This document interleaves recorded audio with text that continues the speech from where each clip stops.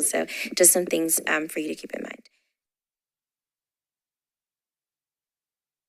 Be sending you a link for that, but it is their Freedom Fund banquet, and they'll have a special keynote speaker. So if you would like to attend that, we'll send you the link to go ahead and sign up for that.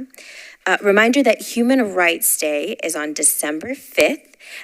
We are going to be having it at the Church of Scientology. So the invitation is incoming. So just make sure you separate that day. Miriam, they did ask if you would present. So there's a proclamation that we have sent over to the mayor's office for Human Rights Day. But if you'll read off the proclamation for Human Rights Day. So Miriam, for sure, December 5th. Yes, we got the nominees. Voting has happened, and we have the awardees. So everything is checked out there. Which, by the way, COSAR is an awardee. So come celebrate COSAR. I'm not sure. That might be him walking. Oh, no. Yes, Amy, Dr. Amy. Thank you for coming. So, okay. Yeah. Yes. So just go ahead, make sure you're able to separate December 5th for Human Rights Day for that event. We'll send you the link for that registration as well. December 1st is the Philo Awards. So the Philo Awards are the awards that go out for folks that are addressing food insecurity in the city of Nashville. Nominations were received and voting is open now. So that is something that the public votes on. It's something that we partner with the Nashville Scene on their platform. So we will send you the link to please go vote for the Philo Awards. The awards are happening this year during the Tennessee Food Summit, which is super exciting. It's the last weekend of November, so November 30th, December 1st, December 2nd.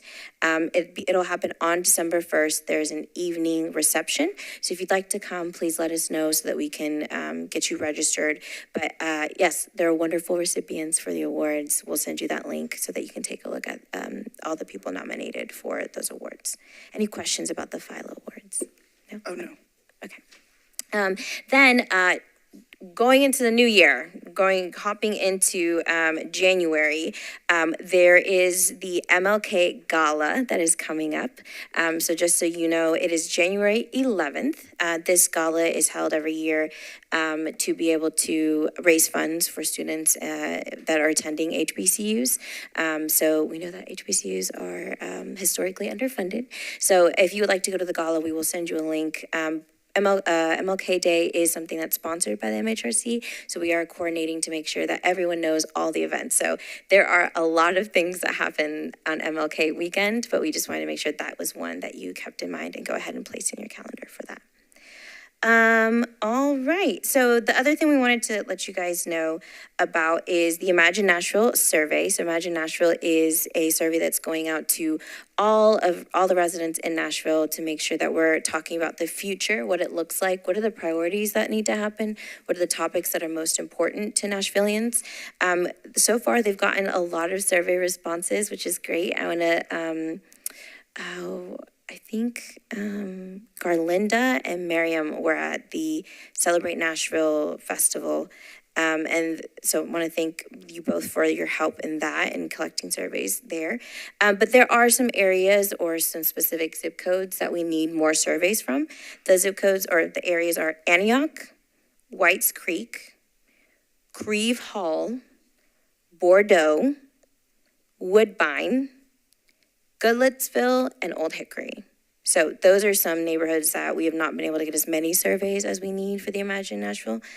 So we will be sending you the link as well as something that you can text people. So if you know anybody that lives there, just go ahead and send them. It is available in 4 languages, which is really great: English, Spanish, Chinese, and Arabic. So 4 languages it's available in.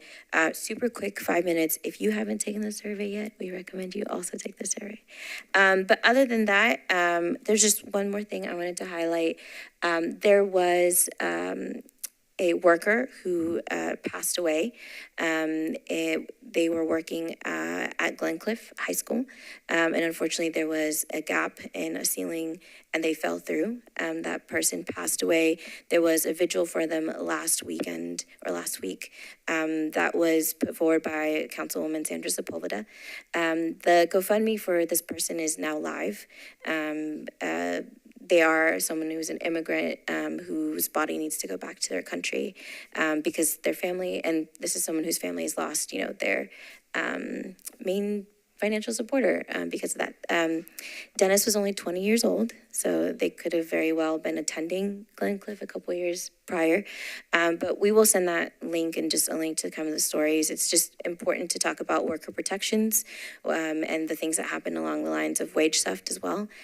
So all of that is included in the work that we're doing, but we'll make sure you get the links to the stories as well as any support that you may be wanting to provide or uplift, or as we find out more from Councilwoman Sandra Sepulveda, how we can support workers moving forward. But that's all I have.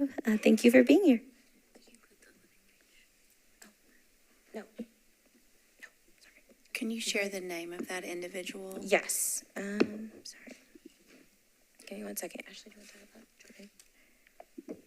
Jordan? Just one more to add. Erwin and I are currently, and I know others with the commission have been active in starting the Nashville Living Wage grassroots organization here in Nashville. We know that we have a very hostile policy environment when it comes to what we can do around requiring living wages, higher wages, a more fair and just living wage. And so this is a way that we call it a positive peer pressure sort of model to encourage and support employers in Nashville to become living wage certified. And we have over 50 employers that are currently certified. We're always doing education around this. On Monday, November the 13th, a week from today, we are doing an event for National Living Wage Week. We're an affiliate of this national movement across the country. And so we'll be having a little celebration, educational event on Monday, 5:30 at East Nashville Beer Works on East Trinity Lane. And the MHRC helped start this initiative out of a community forum a few years ago. And so we remain committed to helping it grow as just a solution to how we can try to work to raise wages in this very difficult environment to do that. Just to add to that, so if anybody is aware of any employers that are paying a living wage, can pass their name on to myself or Ashley, and we will be happy to contact them to get them certified.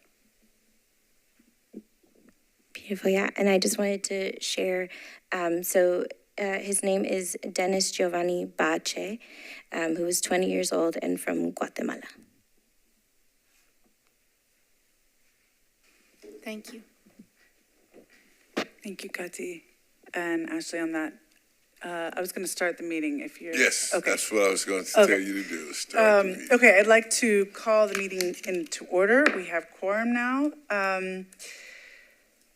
If everyone hasn't, please quickly review the minutes, and I am welcoming a motion to approve. Can I get a second? Oh, wait, Ben says wait. Just a technicality, but for the note on executive board election, wasn't Charles also part of the co-nomination committee? Yes. Who was co-chair of that committee, right? Gemma, was it you? Yes. He wasn't present that day. He wasn't, okay, He wasn't present at the meeting. okay. But the writing says the election process was led by, so. Thank you. It's a technicality, but. No, that's important. Is that clear, staff, what needs to change here? I can also send it to Crystal. No, what is it, so we can... Okay, so in the executive board election, that bullet point on the back, yeah, exactly. The election process was not led by nominations chair, Jen Stringer-Hose. It was led in the meeting by her. She was the one who presented it, but the process itself was co-chaired by Jenma and Charles.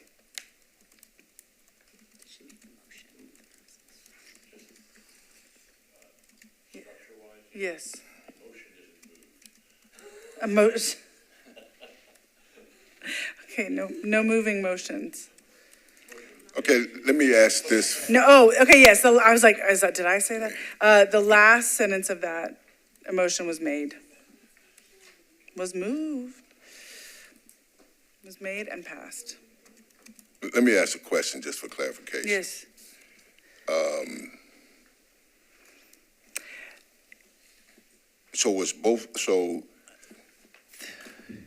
Jimna You-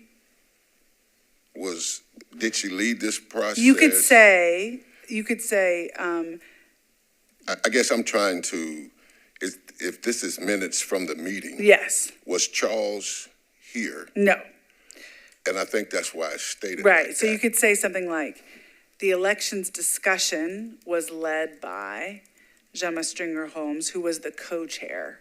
Okay, the so you just want to nominations make committee. sure Yeah. that Charles's name is put in as co-chair Of also. the committee, Because right now it says Okay. election process, which is beyond that one. and Okay. it says nomination chair, so Alright. it doesn't show that she was sharing that with Charles.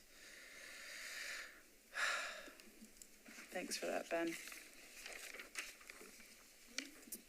Okay, so given that edit, can I hear a motion to approve?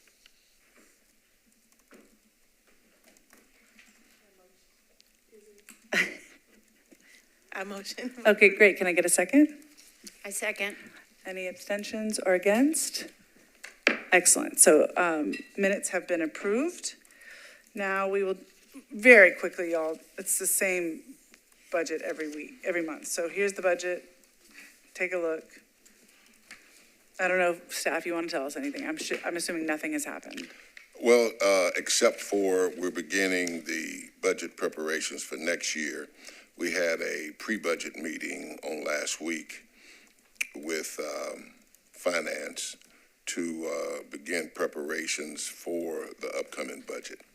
So that process is moving. We hope to have you a proposed budget next month to consider and hopefully approve, so that when we prepare to submit it in probably February, that you would have already had a chance to look at it and know what it is we're trying to do. Great, thank you. Okay, so this is the order we're going to do things. We have a couple of decisions we need to make and then another process. So the first one is the executive board election. We just need to redo this because we had the order of the chairs incorrect. And so we can, I think we just have to do, I don't know if we did votes. Madam Chair, Yes, I've spoken with our counsel, okay, and then he says the easiest way to do that if both people resign, and then you just take another vote. all people resign right now. No, just those two. Oh, just those two. Just Ben those and two Charles. resign. Ben and Charles resign. Okay. And then we just take the vote in the right position. Okay, made. and to clarify for everyone, Ben Tran is up for first vice chair, and Charles Trover is up for second vice chair, so that's what we mixed up. So Ben and Charles, He would you said like, Charles is out on a call, so if you can move that on Okay. down in the, later? yeah, because he's not here to resign. Yes, okay, I didn't So- realize they required him. Okay, so then we will move on to this other thing that we need to talk about. So we'll be back for this. Public comments policy. In your packet, there is a public comments policy here. I assume everyone read it because we all do these things. But if you haven't, you can really quickly read it. What we need to do today is approve it or make edits to it and then approve it. You guys have been here, you know what this is about. Basically, we have to have a process for public comments. We've got to do it. It's got to be official and explicit. So we're making this official and explicit. The aspects of it are you can always email your comments prior to a meeting, and we will, I believe we can express those for you on your behalf. And then if you want to be here, there will be a piece of paper. That's what one of the bullet points says, and you can sign up. You get 2 minutes to speak. You must speak to topics that are relevant to the commission. So while we love to hear about your pets or your children or whatever, if it's not really involved with the dignity of Nashvillians, as is in our mission, we probably can't talk about it. And then anything that's around it, do you have handouts, do you have a deck, do you have literature? That all should be sent in prior to the meeting. and should include all these information, name, date, organization name, telephone and address, and everyone's asked to be respectful. And if you need accessibility services, you got to contact Metro to get that. So that's the public comment policy. Are there questions or additions? Yes, Ariel. I know in the last public comment we asked them to give name and address publicly, and I know it mentions that for handouts, but not in speaking, so I don't know if that isn't a requirement, if we need to include it, as some people might choose not to speak if they know that they need to do that.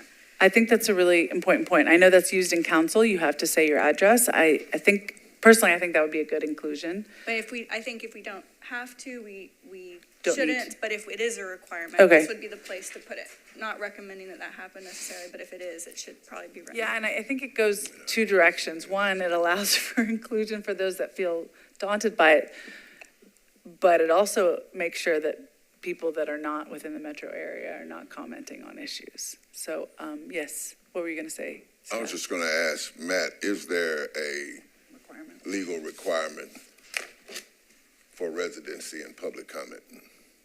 I'm not aware of a requirement.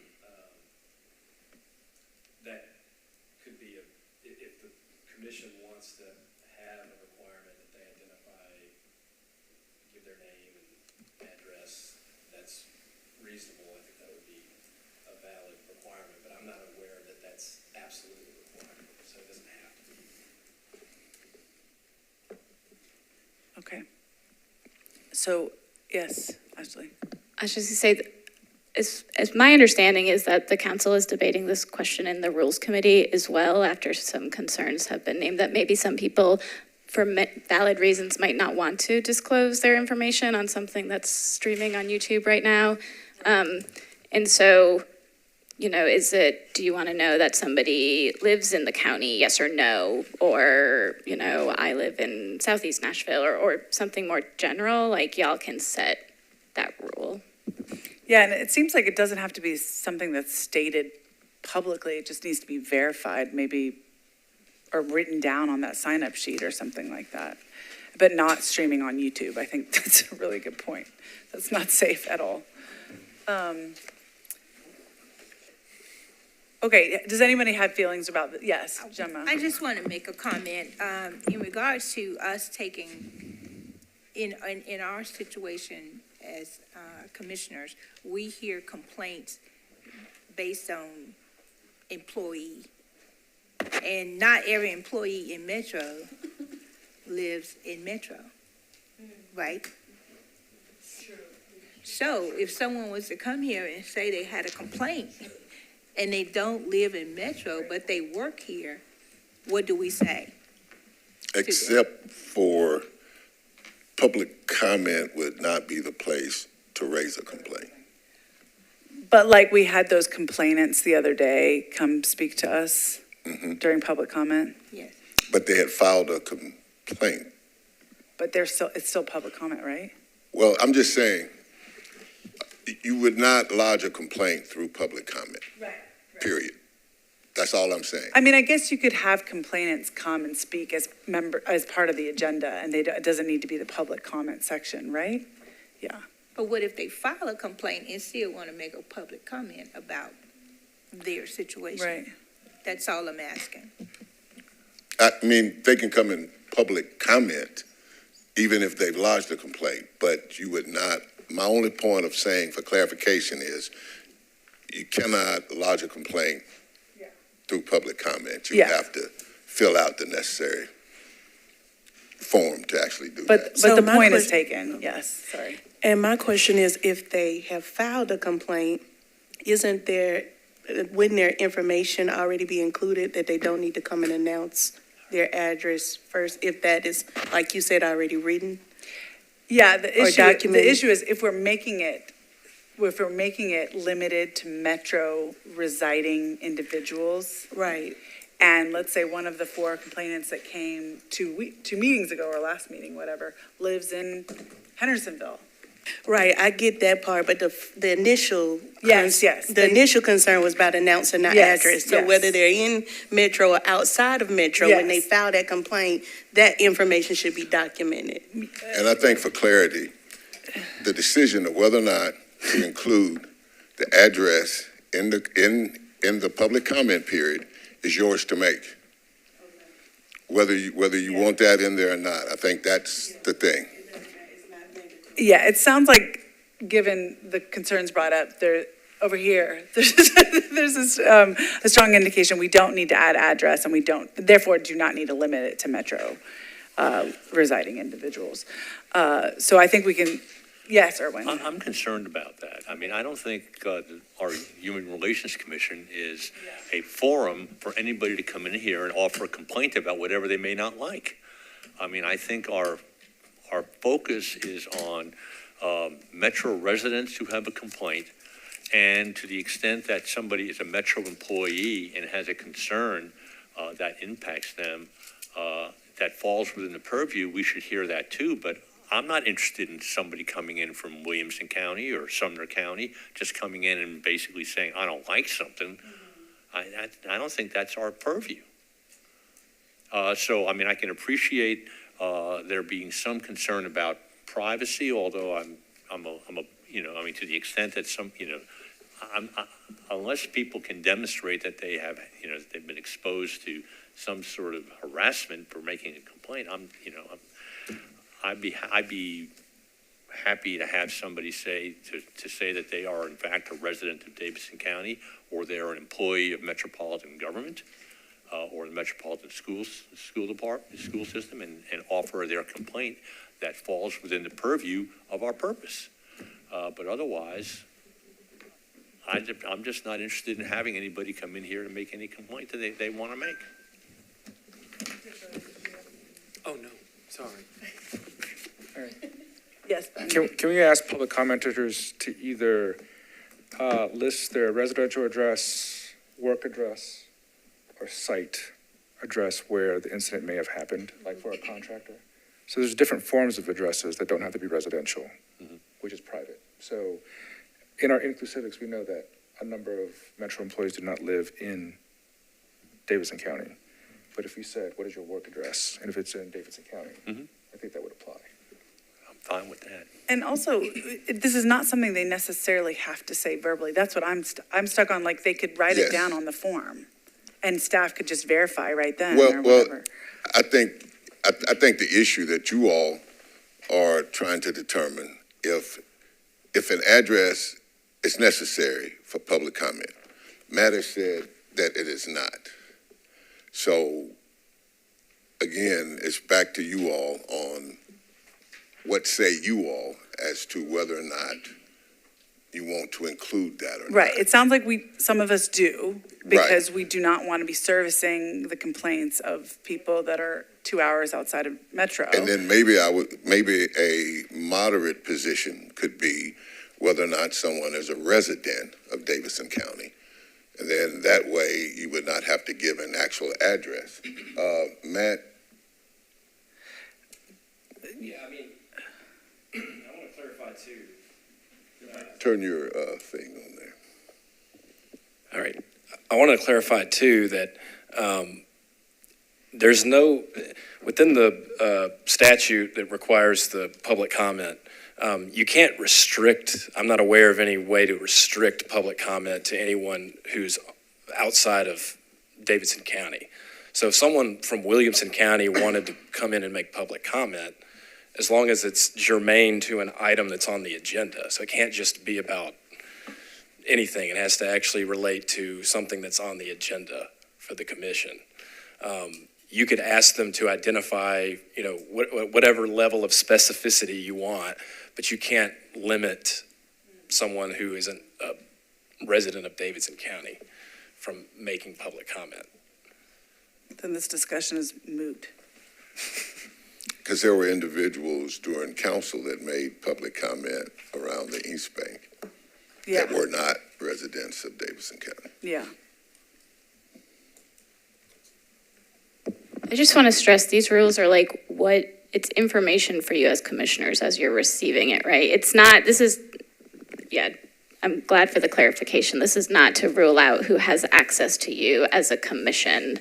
It's what do you feel like you need to know somebody's address, and what are the pros and cons of that, right? It's Yes. how you receive and process the Right, information. so I think for us, it's whether or not how much we weigh those public comments and whatever decisions we make, right? And so I don't think we can oblige people to make comments or be. Well, I'm looking at the policy talks about something germane to the mission of the Metro Human Relations Commission. The mission talks to, among other things, the general welfare of all people in Nashville and Davidson County. So, I mean, I view that as basically giving the commissioner, the chair, the discretion. If somebody's coming in here and start talking about stuff that's going on in some other county, to say that's not germane to the general welfare of all people in Nashville and Davidson County. Yeah, ultimately, it does give the chair the ability to kind of wrap up the conversation. It is not, if it is not relevant to any of our topics or what we are discussing. So,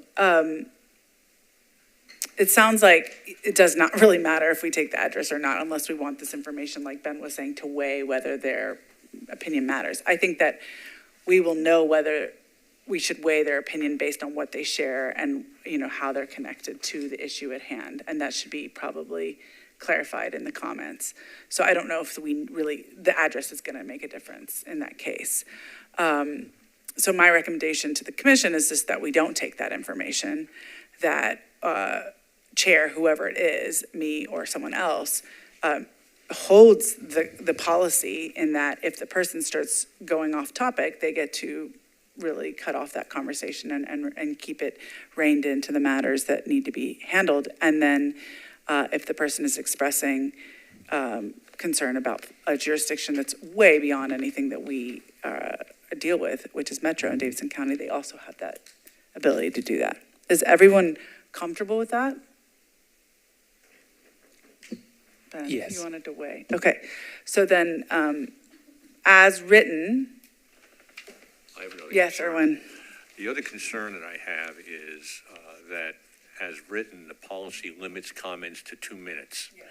A previous version of this allowed the chair to expand that, and that discretion is no longer there. Well, but the chair has always the discretion to suspend the rules. So even if this is approved, it becomes a part of the rules, but the chair has the ability to suspend the rules when the chair feels that that is appropriate.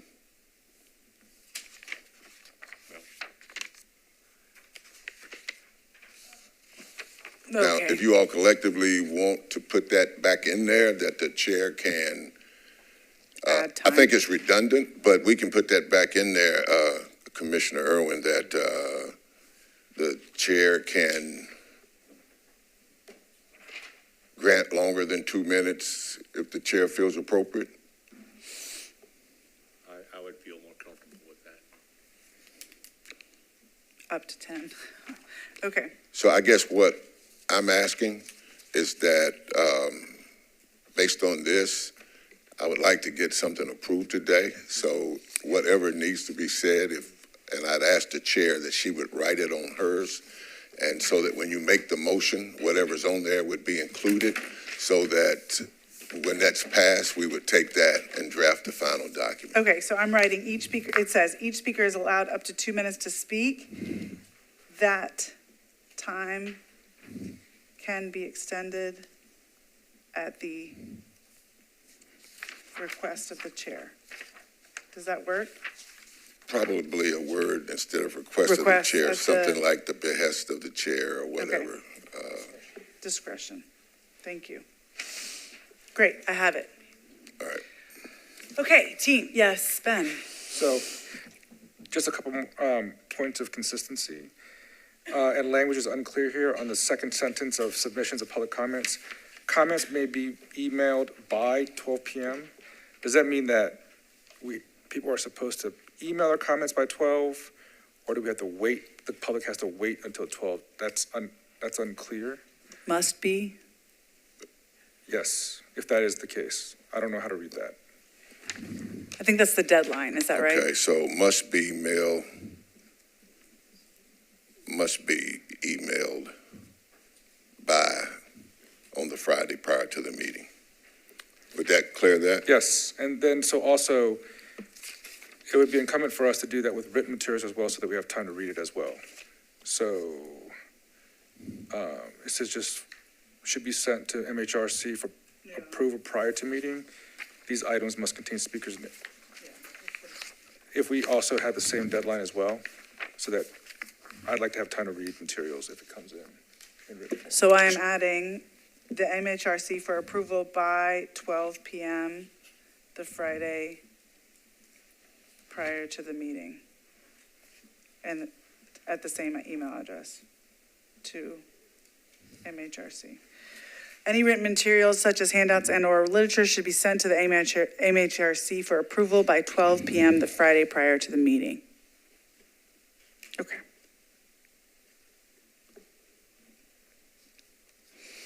Okay. Anybody want to give a motion to approve?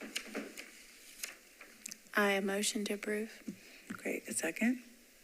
I'll second. Thank you, Erwin. Anyone against or abstain? Great, the motion moves. We now have a public comment policy. Thank you, staff, for getting this together. Thank you for all your brilliant comments. Okay, now back to, Charles is here. So back to the executive board election. As I mentioned before, or actually as I've been advised, we need for Charles and Ben to resign from the executive board so that we can renominate them in the correct order to their positions. I am taking resignations. I resign. Let me be clear, not from the commission, but from the Yes, second. from the vice- second chair, vice chair, yes. And I resign from the first vice chair. Thank you, Charles. It's great to have you back. Okay, so now I would like to get a motion to vote for, a motion to approve Ben Tran as the first vice chair of the executive board and Charles Trauber as the second vice chair to the executive board. I think that can be one motion. I motion to approve Can I get both a, Ben and Charles. thank you. Can I get a second? Second. Great. Anybody against or abstaining? Finally, this motion moves. And I said this last commission meeting, but Erwin wasn't here. And I just wanted to say, Pratik was here at the time, but for all of the outgoing executive committee, executive board members, we already miss you, and we will miss you because as you've seen in this meeting, Erwin plays a huge role in making sure, I call it the speed bump, but just making sure we're crossing our T's and dotting our I's and thinking in terms of all these guidelines and rules and bylaws and statutes and everything. So your contribution is much appreciated, is missed on the ESCOM, so please come anytime you can, but is really, really grateful that you're still here with us for discussions just like the one we had today. So thank you for your service on that. I've really learned a lot from you. Okay, now to the easy, well, not the easiest stuff. So on that, I'm bouncing around, but I want to go to executive director evaluation because I think that's really important. Is that okay? Yes. Okay, so we need to evaluate our venerable, our great executive director. That was not an evaluation, that was just an adjective.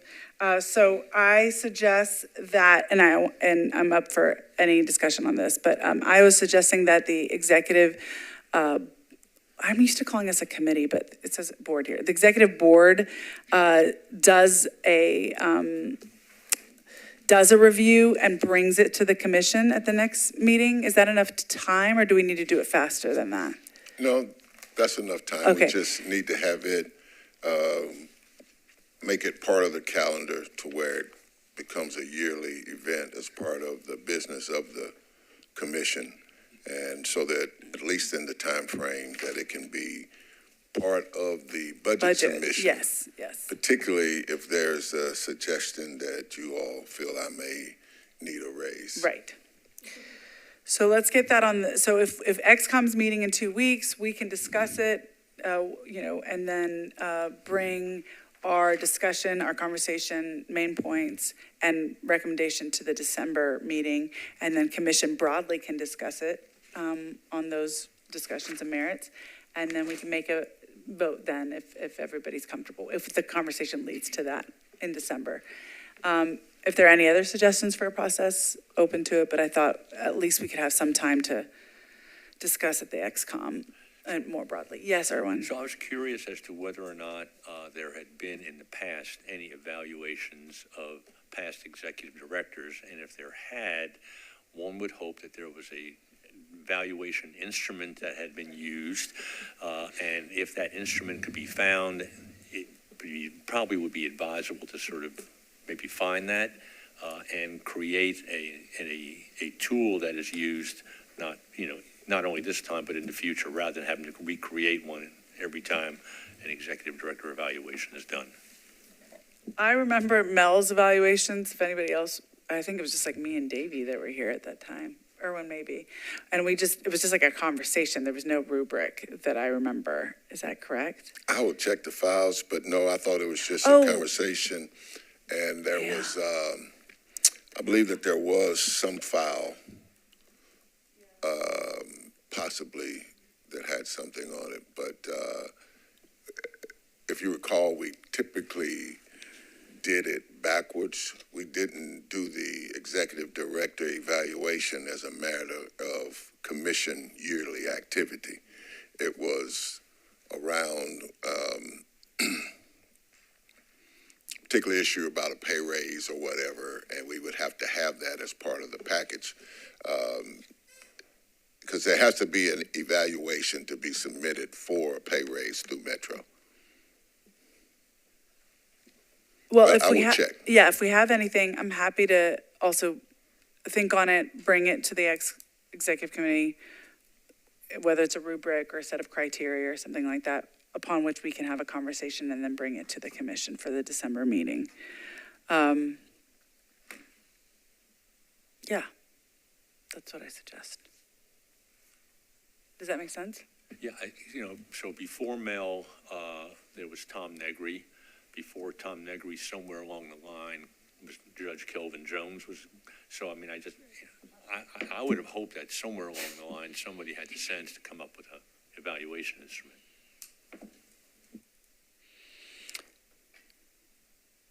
Okay. Yeah, we'll get something going. We'll try to find and see if there's something in the files, and then we'll send you an email as to what we've located. Great. And I can also maybe, if we don't locate anything, I could send you a couple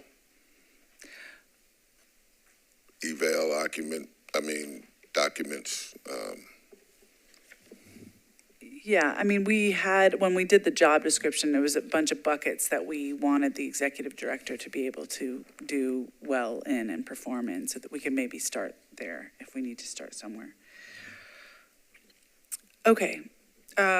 We did community engagement, thank you, Kati. For a lot of you guys that missed it, there are like 4 or 5 dates of events coming up. December 5th is Human Rights event at Scientology Center Church. I will be there, David will be there, we'll be presenting with the nominees with the nominee, or the winner of the award. You're doing the proclamation. I'm doing the You're proclamation. yes. Okay, we're gonna, it's a great event. I went last year, it was really great. Then there's the, why don't you just do it really quickly? Sorry, I gotcha, yeah. So November 18th is a NAACP event. You'll get a link in the email with that. Human Rights Day, December 5th at Church of Scientology. The Philo Awards are December 1st, and that's at the Tennessee Local Food Summit, which will be held in Lebanon, Tennessee. And it is like an afternoon reception that you can come to. You don't have to attend the whole conference. And then we have the MLK Gala that we just want you to mark in your calendar for January 11th, along with the living wage event that will also forward more information to you too as well. What do you want us to do with the MLK Gala? Do you want us to attend it? Do you want us to volunteer for it? Do you want us to buy tickets for it? What is it? Yeah, if you would like to attend it, I mean, it's just one highlight. It's one of those huge, like, mark your calendar things for the weekend of MLK Day. There will be many more events that you can also attend. So it's just the big one that most people look forward to, that if you would like to attend and reserve a table, you need to do that now because it does get full quickly. So that's why I want to mark it on your calendars. Okay. If I could add to that with just a slight disclaimer, I'm the current sitting president of the IMF. And so the MLK Gala is to raise funds for American Baptist College, Meharry, TSU, and Fisk. And it is a fundraiser, but it's been selling out totally. So that's what that is. And we will send you also the whole list of MLK weekend events. And there's several events. You have the march on that day. You have the convocation. There's a breakfast. Then there's some peripheral events that are tied to it. Bone McAllister has a breakfast. Is it SCIU or the Central Labor Council? One of them also hosts a breakfast. So there's a bunch of events in like that 2-day period, and we will send you all of those. Yeah, that'd be great. We did the march last year. It was fun. And just to say, there are other events that the MHRC is part of, kind of ad hoc as it comes up. And so I would follow their Twitter. I think you guys share it all right there. So if it's not one of these main planned ones and you see it, oh wait, what's this? It'll be on the Twitter. Like there was a discussion on the Middle East this last week that Davey was on and MHRC was part of. So stuff like that. Yeah. Yes. So Twitter, One City for All People. Instagram, also One City for All People. And we do have a Facebook page. So we are on Twitter, Instagram, and Facebook. So please follow us. Okay, that is all the big stuff. And then there's one more big thing. Do you want to give us a complaints update? This is about the Art Commission complaint. Yeah, most of you have hopefully had a chance to read the complaint. On the 17th of October, received a letter from Laura Fox telling us she had a problem with the Title VI contention in the claim, and that until they met with us, that we could not go forward, particularly with interviewing the board chair and our ED. Received word from her office today that we should have an answer from her early this week, was the quote. What was their request? That you do not interview? The board chair and or the ED. But that you move forward with the complaint not doing those? No. Or, okay. No. Halt the whole thing? Yeah. And they're saying that Laura Fox Legal. Yes. And that the meeting that we're waiting to have is that they claim that it is not a Title VI complaint. And so until we work that out, or where we're going to come down on that she told us not to speak with them and basically for them not to speak with us. So that's where we are, and said that we'll get notification early this week. And so when we get it, we will reply to it, and I can send you a copy also. Everyone's clear what this case is that we're talking about right now? Yes. Mm-hmm. Exactly. Exactly. And there was a legal decision that. So Metro Legal has the authority to tell the commission that there's a failure in the complaint?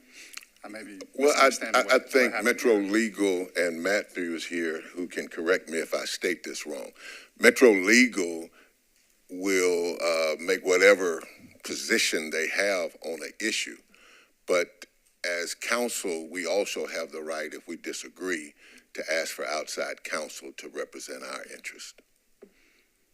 And at this point, from what we've looked at, I do feel it is a Title VI complaint. So I'm just waiting on her to officially give us this, because we've not been officially given the legal opinion per se. So can I ask for clarification? Because the report begins with, quote, Title VI complaint. So isn't it up to us to decide whether or not that's our job, isn't it? Well, I think it's even deeper than that. I think Title VI tells you what can be Title VI and what is not Title VI. And Title VI has to do with the matter of race. That's Right. the requirement of Title VI. Yes. Yeah, so, and from what I've read and what we've read, we believe it is an issue of race. Mhm. Okay. But we've yet to get the meeting and to receive the opinion from Metro Legal at this point.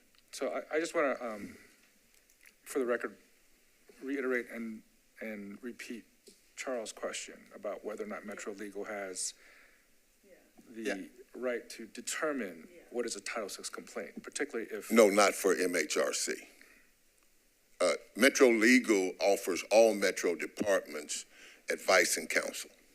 Right. And it's noted in the charter that there are often times when Metro conflicts with Metro. Okay, I see what you're saying. And so the way that Metro deals with when Metro conflicts with itself is that one of the conflicting parties gets outside counsel.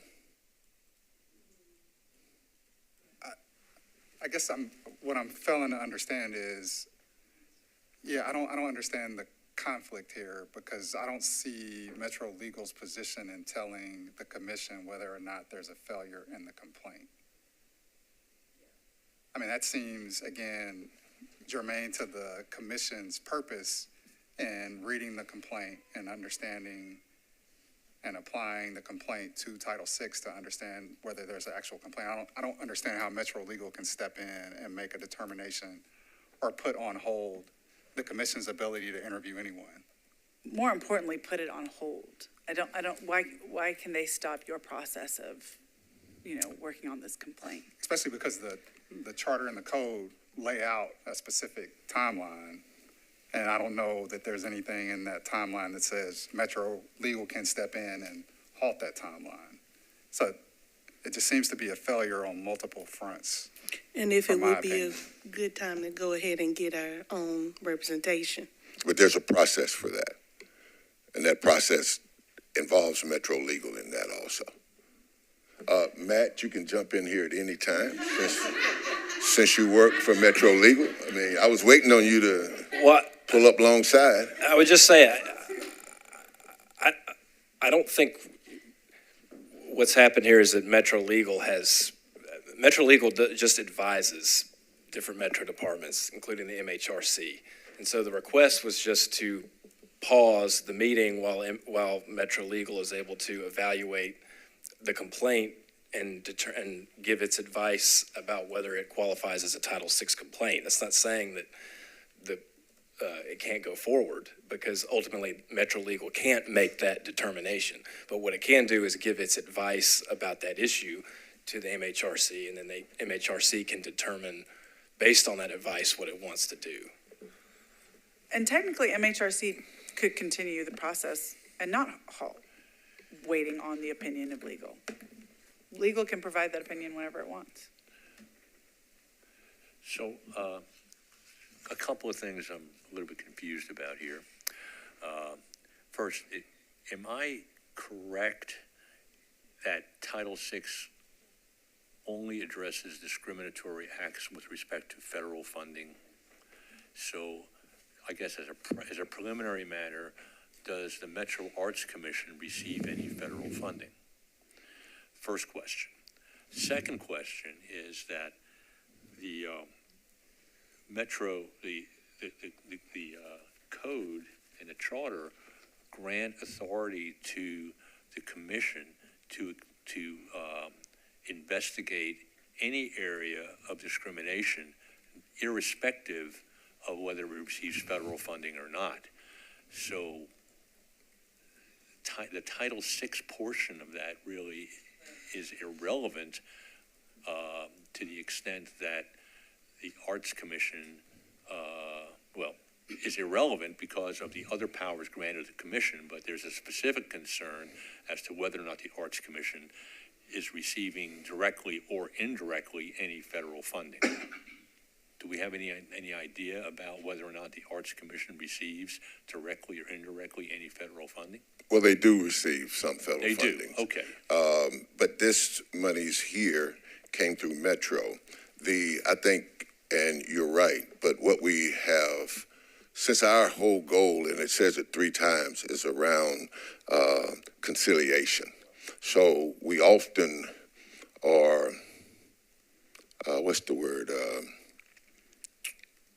in our relationship with Metro Legal, if they've asked for a couple weeks, I granted them a couple weeks. Like I said earlier, that I was told just today that we would have our information early this week. So that's a decision as we move along, because the 2 people that we do need to talk to and take statements to understand the process are the chair and the board chair. The board chair and the ED. Yes. Okay. I guess what I'm trying to get a handle on here, it looks like there are 2 paths here. Well, yes, there is. They end up going the same yeah. place. Even if it doesn't meet the technical standard of a Title VI, it's still something to be investigated for discrimination. Right. That is in the charter, yes. So in thinking about this another way, and I don't know if this is the way I should be thinking about it, because we didn't ask for an opinion from Metro on the merits of this complaint, right? And to Erwin's point, if there's 2 avenues to go, their opinion doesn't matter because it cannot be a Title VI complaint and we still have investigatory authority. But should we take what Metro Legal is saying to us, that they are not going to allow us to interview the director, the executive director? Well, that's not how I interpreted it. But, and I say, because I think in that case, if that is what they are saying, then that's when we would need separate counsel. Otherwise, I don't think their opinion matters. So unless, you can provide clarification on that point, if we're being told that they can't be interviewed, I think that's one thing. If they're just providing advice that we never asked for, then it can be disregarded. Well, again, Metro Legal Metro Legal doesn't have the authority to, put a stop or halt an investigation or anything like that. We just give advice as to, whether we feel that this meets the requirements of this qualifies as a Title VI complaint. So it's not, I want to be clear, it's not that Metro Legal is saying you can't proceed with the investigation, you can't go forward with interviews or anything like that. It's simply that we were giving advice as to this particular issue, and then the MHRC, as it is with any Metro department, they can take that advice into consideration, but it's not a mandate, I guess. So can I ask a couple of questions? So David, is this like a courtesy thing to give Metro Legal some more time so they? Yes, it was a courtesy. Okay. Yeah. So that it's a courtesy thing and not, Metro's not telling us that. Well, let me say this. I'm crystal clear that Metro Legal does not stand in my chain of command as the executive director of Metro Human Relations Commission. I'm crystal clear of that. And I'm crystal clear that what they give us is counsel. They don't give us directives. That's my understanding, even as I read it for myself, and not what they're saying to me. So as a courtesy, because we often need them for other things also, that I agreed to wait until they share with us what their position is, which will also become part of the file also, because the two people that I'm interested in talking to most is the executive director and the chair. Okay, I appreciate that. And then I have one more question. Because the issue at hand, from my understanding from reading the complaint, is that part of the issue here is Metro Legal's decision to take the affirmative action ruling by the Supreme Court and apply it to the Thrive thing. So this is in some cases. Well, I guess for clarity, for Right. clarity, my understanding is upon the Council of Metro Legal, the Metro Arts Commission rescinded a vote that they had previously made. I think that's more clear of a definition, because the complaint is against the Metro Arts Commission. Yes, who had voted one way and came back the next month. And as they say in the meeting, under advice of Metro Legal, they voted to rescind the grants that had already been given. I just want to make sure it's said right. That helps. That was my point of clarification. Question of clarification. Thank you.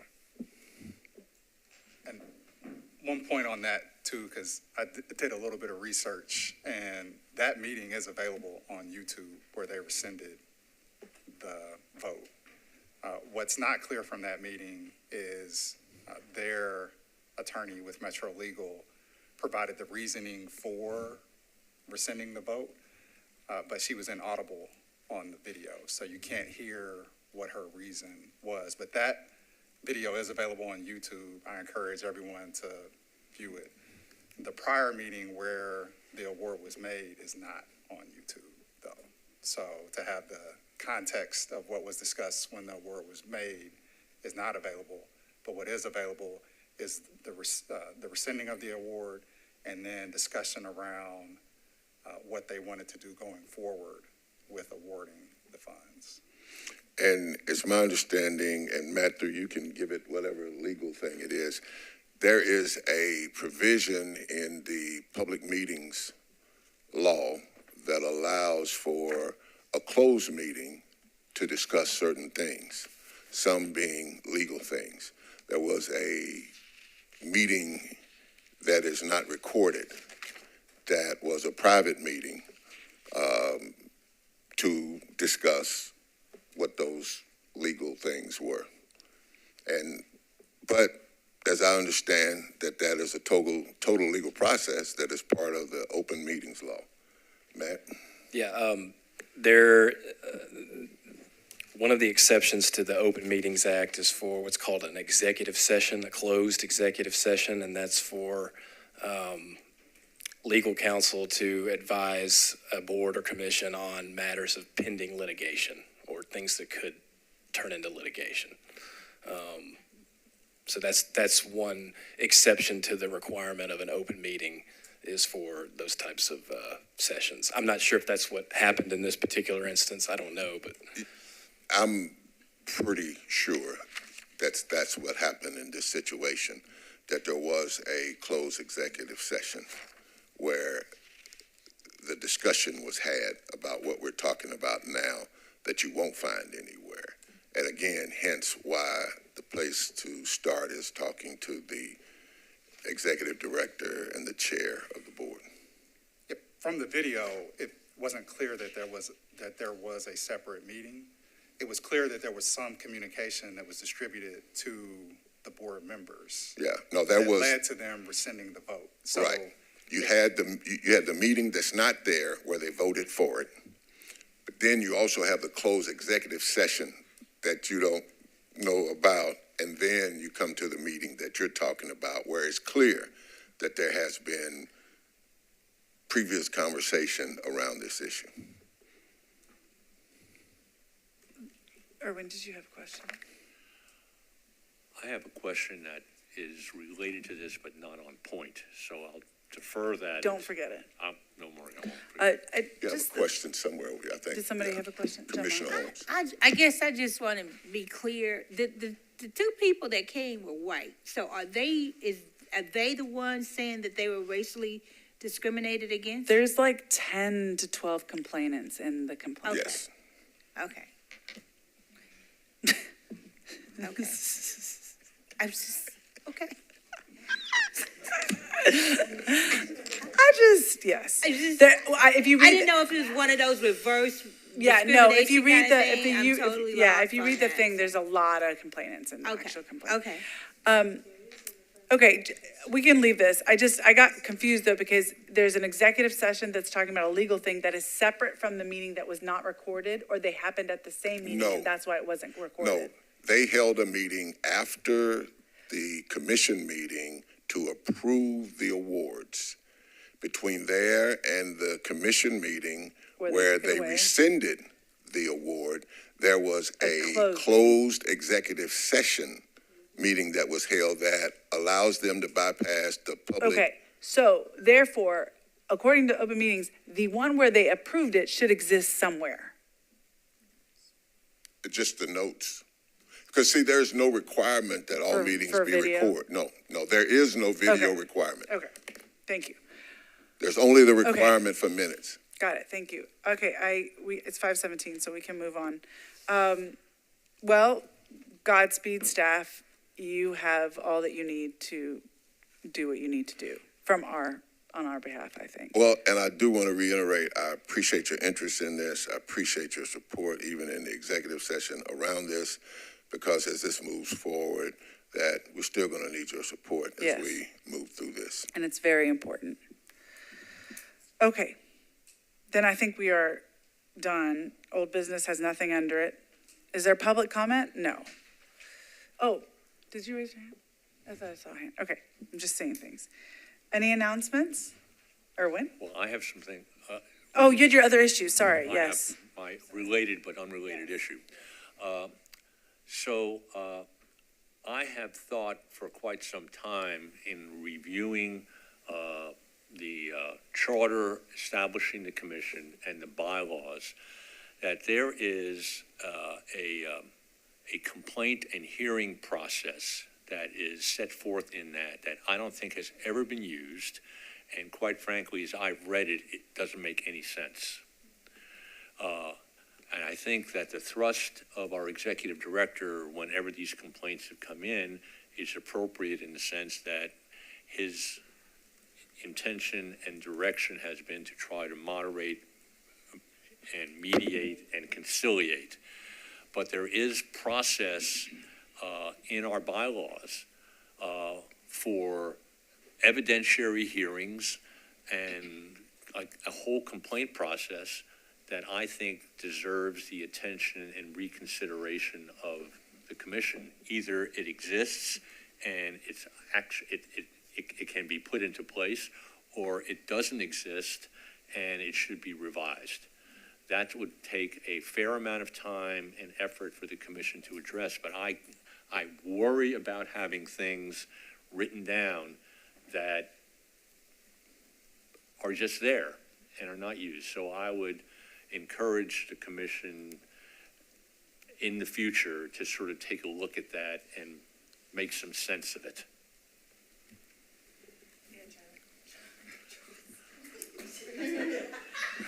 I got up at Got a new 4:30, name. okay.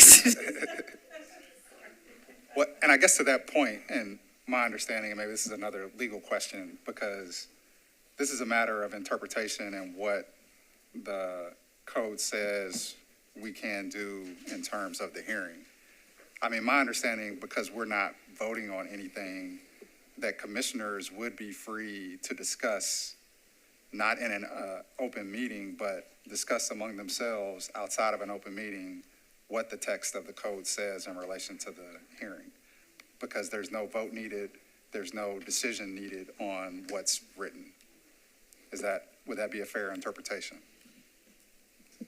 You're saying commission members outside of an open meeting to have a conversation among themselves about? Specifically about what the code says. Yeah, about what the code says in relation to our rights and obligations in a hearing scenario. Well, I think our general advice is I would never advise you to have any discussions with any other commission members outside of an open meeting. Simply because when you get into things that could be construed as a deliberation, I mean, even if it's, somewhat related or, tangentially related, I mean, it's a very, you're walking a thin line there. But if it were by email, and this wouldn't lead to a deliberation, it would only lead to a discussion about what we believe the code says. And I mean, ultimately, we wouldn't be voting on what we believe the code says because it's an interpretation question. Yeah, again, I mean, our general advice is to refrain from conversations with other commission members outside of an open meeting context that could in any way bear on the business of the commission. Obviously, there's chance encounters and things of that nature, but if it's dealing squarely with metro-related issues, I would not recommend that. I would advise against that.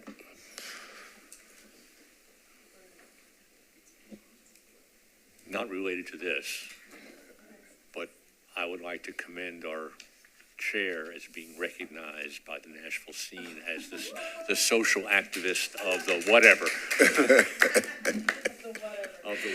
Thank you, Erwin. Thank you, Erwin. I appreciate it. And as I see commissioners dropping like flies, we can,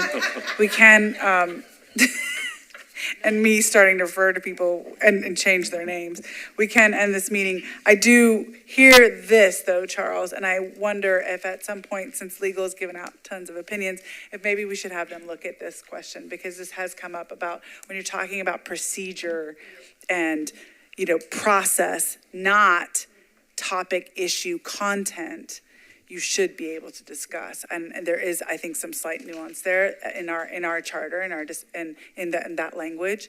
So I do actually think we might want to take that up at some point, just to have an opinion. I can imagine what it'll be, but the language is different in our charter about us talking about our procedures versus talking about matters of the commission. Which is why you're asking, like, can we talk about attendance, for instance, and stuff like that? There is some language there, so I just wanted, and maybe you could just look at it preliminarily for us, because we found it in an executive committee meeting. Our lawyers did. Okay, on that, I will take a motion to adjourn. Motion to adjourn. Yeah, something somebody wants to say. Oh, okay. I got one. I want another one. A second? I second it. Okay, no abstentions, no against. This meeting is adjourned. Thank you. Thank you.